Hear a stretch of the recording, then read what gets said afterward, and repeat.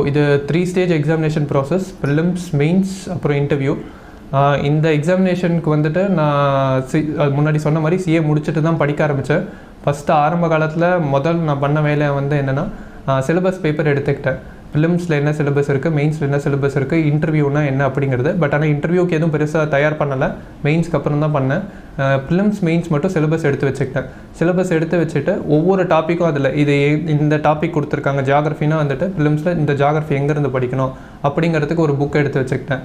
இப்போ உதாரணத்துக்கு நான் ஜியாகிரஃபிக்கு வந்துட்டு ஆரம்ப காலத்தில் ஜிசி லியாங்னு ஒரு புக் இருந்தது, அதுலேருந்து படித்தேன். அப்புறம் PMFIASனு ஒன்று இருந்தது, அது இன்னும் நல்லபடியாக வந்துட்டு இல்லஸ்ட்ரேஷன்ஸ் கொடுத்துருந்தாங்க. அப்புறம் அதுக்கு மாறினேன். ஹிஸ்ட்ரி, இப்போ ஸ்பெக்ட்ரம் இந்தியா அப்படின்னு ஒரு புக் இருந்தது. பாலிட்டிக்கு லக்ஷ்மிகாந்த். எக்கனாமிக்ஸ்க்கு வந்துட்டு அப்போது ரமேஷ் சிங் அப்படின்னு ஒரு ஆத்தர் இருந்தார், அவர் எழுதின புக் படிச்சுட்டு இருந்தேன். இப்போது எல்லாம் வந்துட்டு விவேக் சிங்னு ஒருத்தவங்க இருக்காங்க, அவங்க எழுதின புக்ஸ் படிக்கிறாங்க. ஸோ இந்த மாதிரி ஒவ்வொரு டாப்பிக்குக்கும் எந்த புக்ஸ் படிக்கணும் அப்படிங்கிறத எடுத்து வச்சுக்கிட்டேன். அப்புறம் ஷெடியூல் போட்டுக்கிட்டேன். இந்த நாளைக்கு நம்ம என்ன படிக்கணும், இந்த வாரத்துக்கு என்ன படிக்கணும், இந்த மாதத்துக்கு என்ன படிக்கணும், அந்த ஷெடியூல் போட்டுட்டு அதை ரெகுலராக ஃபாலோ பண்ணேன். ஒவ்வொரு டாபிக் முடிக்க அதுக்கான மார்க் டெஸ்ட் கொடுத்தேன்.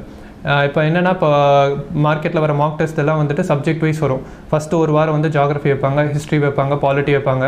ஸோ அதுக்கு தகுந்த மாதிரி நானும் படிச்சுட்டு இருந்தேன். இப்போ இந்த வாரம் வந்து ஹிஸ்ட்ரி முடிச்சிடுவேன், ஹிஸ்ட்ரி முடிச்சுட்டு மார்க் டெஸ்ட் கொடுத்தேன். அதே மாதிரி பாலிட்டி முடிச்சுட்டு மார்க் டெஸ்ட் கொடுத்தேன். ஸோ இதனால் என்ன ஆகுதுன்னா, ஒரு பக்கம் வந்து நம்ம நாலேஜ் கெயின் ஆகும். செகண்ட் வந்துட்டு இந்த டெஸ்ட்டு கொடுக்கும்போது நமக்கு வந்துட்டு அந்த நுவான்சஸ் தெரியும். எக்ஸாம் எப்படி எழுதணும், அந்த ப்ரெஷர் எப்படி மேனேஜ் பண்ணணும், டைம் மேனேஜ்மெண்ட் எப்படி பண்ணுறது அப்படிங்கிறது நமக்கு தெரிய வரும். தேர்ட் வந்துட்டு இந்த டெஸ்ட் முடிஞ்சதுக்கப்புறம் ஒரு 3 to 4 hours பக்கம் அந்த டெஸ்ட்டே வந்து அனலைஸ் பண்ணுவேன். என்ன கொஷின் இதுக்கான அண்டர்ஸ்டாண்டிங் என்ன, இதில் நம்ம என்ன தப்பு பண்ணியிருக்கணும், இதை எப்படி கரெக்டாக எழுதியிருக்கலாம் அப்படின்னு அனலைஸ் பண்ணுவேன். ஸோ நமக்கு ரிவிஷனும் ஆகும், அதே சமயம் வந்துட்டு எக்ஸாம் எப்படி ஹேண்டில் பண்ணுறதுன்னு தெரியும்.